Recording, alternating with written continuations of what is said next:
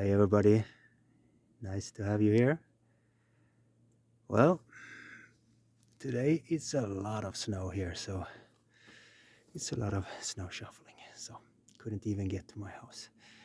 But that's not the subject. Yesterday I read the prognosis for EU agriculture, and it was what I thought it would be. So, to make the list short, this is 10% more production of soybean and maize, and 10% less production of meat, cow and pig. So yes, that's what they think. And there was also a little note about climate change. Don't worry, everything is fine. And there was also a note about the situation for labor force, the farmers. Just a mini note. But everything was fine. Nobody will starve. We will eat a little bit less quality food, more maize and processed soybeans, and less yogurt and cheese and milk and so on. But is this the truth?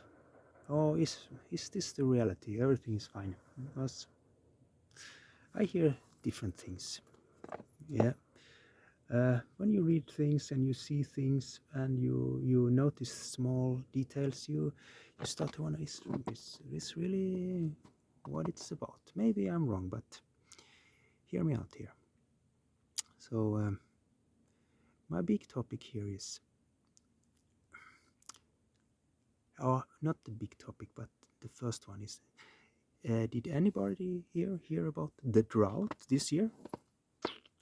Well, the farmers was crushed, but no problem. So the harvest went bad and so on. Then we had also at the same time great floods all over the world, destroying all the crops for the farmers. The whole 1/3 of Pakistan is totally destroyed, yeah? And so on. It has nothing to do with Europe, or yes, of course, everything is connected. So that is that. But the labor force, the farmers. Here we have my question for the day. Why is nobody wants to be a farmer today? That's the question. Or is it the truth? Yeah. So if we look a little bit at statistic, I found out a couple of years ago in Sweden that the average age of a farmer in Sweden is 61.3. I thought, wow, that's high, that's old, and it's going up. It gets higher every year. And why it's not going higher up faster is because people are dying on the upper end, not because there is more new people coming in. And then today there was the information from England. It's not EU, but from England, and then they said that 32% of all the farmers in England is 65, and only 11% is under 40, but not much under 40, just about 40, around there. So and is this typical for England? No, of course not. It's all over the world. So we have some scary scenario here, but in Europe it's fine. Doesn't matter that we have retired people working as a farmer. A cool fact is in USA, or America, North America. When does a farmer quit farming in USA? When they're 75. So I guess they work until they drop dead, Yeah, die with your boots on, as they say there. So why is nobody wants to be a farmer? Yes. Well, number one, I have six ideas why it's like that, and now I will talk for Lithuania, but I think it's a little bit everywhere. But some of them are very specific for Lithuania, but I think it goes for many countries. You earn very little. Yes, it's not big business. It's not where you can earn fast money and big money. You know, it's better to be educated, being a doctor or something, or working in economy and finance and so on. So that's one thing, because the big companies, I don't mention who, but they have a system, so they take 90% of the gain. So the farmers work and do all the job, but then they have to sell it to special people, and they charge their thing, and there is nothing left for the farmers, and still the farmers have to pay all the fertilizer, they have to pay all the workers, machines, the crops, and so on. So very little is left when they are finished with their work. Of course, some big industry company, they can earn some money, but most of the money is the big food corporations that take all the gains. So it's tough. Number two, being a farmer, as we see now, is hard work. It's hard work to be a farmer. And in the agriculture we have today, it's tough labor. You start early and end up late. So not much of extra time there for doing other things, and it's not so interesting for people. They want a more easy life. Being a farmer is somehow tough. Anyway, as the agriculture looks now, and I'll come back to this. Next thing. It's boring. It's boring to be a farmer in the modern agriculture system. Why? Because it's just pesticides and chemistry, and you're sitting in a tractor week up and week down. You're totally alone. There's no interaction out in the countryside. There's no people. There's no pubs. There's no restaurant. There is not the intriguing situation at work, and so on. So you are really most of the time alone, and people like to be with other people, and they would like to talk and interact, and they want things to happen. There should be more action. So it's totally logic that in this agriculture system that we have today, it's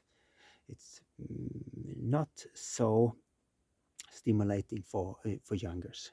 They want a higher speed of life. Now we come to another thing. Anyway, here in Lithuania, being a farmer is really low status. If you work as a farmer, if you are a rich farmer who have a big farm and so on, politician and so on, then it's a different story. But most of the people are just, farmers. They just work. And here, everybody say, don't be a farmer. It's just hard, and it's dirty, and you don't earn no money, and everybody drinking too much alcohol, and so on. So you should you should go for higher education and be something else. Don't be a farmer. Even the farmer themselves say, don't take over my farms. Be something else where you can have a higher status and be something else and earn much more money. So and many people looking down at this and down at farmers, because the tradition that if you had to grow your own food, you were poor, and if you could buy food, then you're more rich, or if you have a higher educated job, then you have a higher status, and it's still is here. So this is the fifth. And now I come to another, and this is very critical. It's my take on it. But if young people know what's going on, They know what's good and bad. They read and they hear and they listen. So they know that the food you buy in the shop is not the best quality food, but they don't know what to do about it. So they give up. They eat the food. They eat this food. And because you cannot think too much about it, because there is no option, of course. Of course, I have an option. Yes. So you work the whole day, you long hours, you educate yourself, you're sitting there totally alone, working, and the end product is bad. It's not healthy. It's not a good thing to eat, or selling. How does that feel? You end up with a poisonous product that you should sell to people, and all the poison you use and the fertilizer and all the dirty stuff they put in there, so they know it. So this is also my last notes. But all this is very depressing. No farmers, but I said everything is fine. EU said everything is fine. Yeah, but is it really fine if there is no farmer anymore? Who gonna grow our food? So, in my opinion, something have to change. Yeah. And like you always say, we promote small scale ecological farms. Yeah, of course they do. They give money for growing it, but then when you want to go and sell your stuff or your vegetables or what you have produced, there's no support. Now it's up to you, and you cannot come in with your vegetables or your crop. You cannot sell it if you don't follow this big industrial system. So they still pull the mat under your feet, because you cannot sell your crop, and that's really boring. So that is, in my case, in my mind, it's a little bit fake. All it. They say they want well, but it doesn't work right now. So all this is negative. But how do we change it? Well, this is one reason why I'm in permaculture. I don't like to go around and be negative and have being grumpy and just being angry. So we must have. So my solution, anyway, here for Vilnius. Why am I here in Vilnius? What can I do? What do I want to do? What is my big vision? Yeah, well, if you build food forests around the big city, if I can build a belt around the whole city as a food forest, as a garden for recreation, for food creation, that will be fantastic. You can go there, be in nature, you build nature, you built the carbon sink for collecting carbon. That's what you want. You want food, you want nearby grown food, so you don't need to use petrol so much.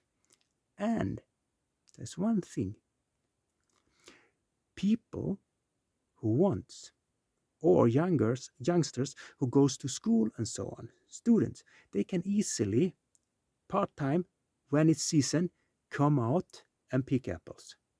Pick apples for a week or over a weekend. Work, earn some money together with other people.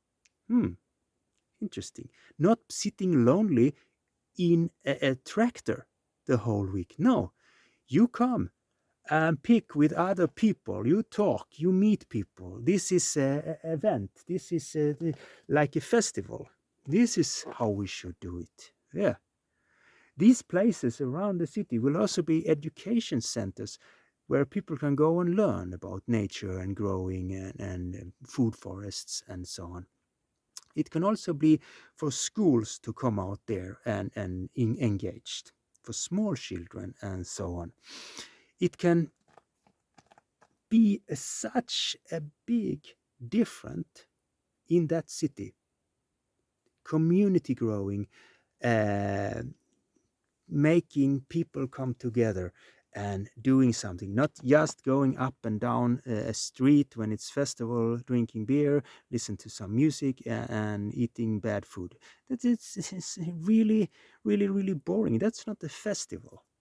But coming together and picking something, do stuff together, they see the result afterwards, eating and drinking the beer.